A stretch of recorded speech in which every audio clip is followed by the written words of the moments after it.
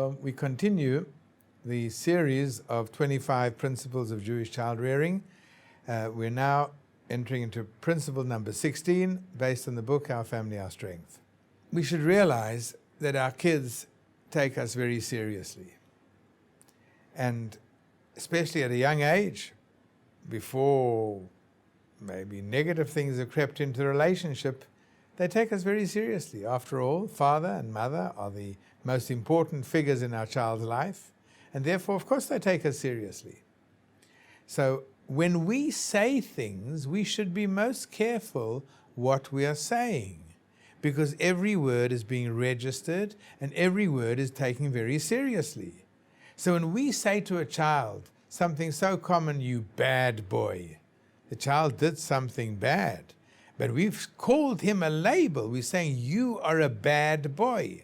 Now, we don't mean that. Of course, we don't mean the child is bad. He's our child we love.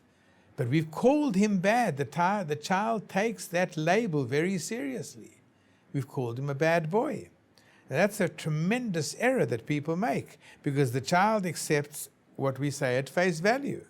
And of course, the parent didn't mean it when he says, "You lazy child," or you're such a clumsy person. You knocked over the milk, you clumsy. Yeah, you look at that. You couldn't get up in time this morning, you lazy child. So we've given an identity to the child. He's lazy, he's clumsy, he's even bad. Oh, that's an evil thing. You're evil child. You actually smacked your sister. That's evil. You're not saying you're an evil person. That's chas v'shalom. That's a terrible thing for children to internalize these negative labels. So what do? We label the action, not the person, never the person. You're a good boy who did a bad thing. That's a different thing completely. The child doesn't get, it's not a long-term definition of who he is. You did a bad thing. Okay, good boys can sometimes slip and do bad things, but they're basically inherently good. You're a fellow with lots of strength and energies, but now you're not waking up was a lazy thing to do.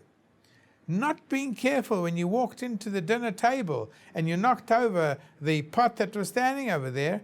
You're not a clumsy person. You did a clumsy thing. Because people, they take us seriously, and they also live up to the labels and the titles that we're giving them. Let's not hand out labels and titles. If we do, let's only give them great titles. You're my angel. You're an angel. You're a lovey-dovey.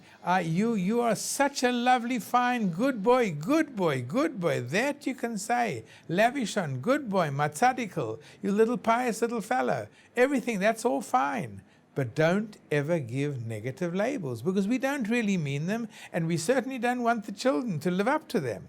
So we don't say you're a foolish boy. We say that was a real foolish thing to do. That action was a foolish thing to do. It was lacking in judgment. Because the last thing we want this child to perceive himself as a foolish person. He'll live up to it. He'll then begin to perceive the person who he honors and respects and takes most seriously in his life has just called him and labeled him, "You are a foolish boy."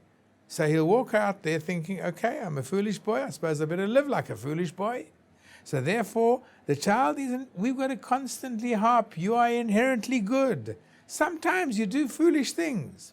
So rather than label the child bad, lazy, clumsy, label the action. Stealing is bad. Aggressive behavior is bad. That's a bad thing to do, especially for it's being done by such a good boy.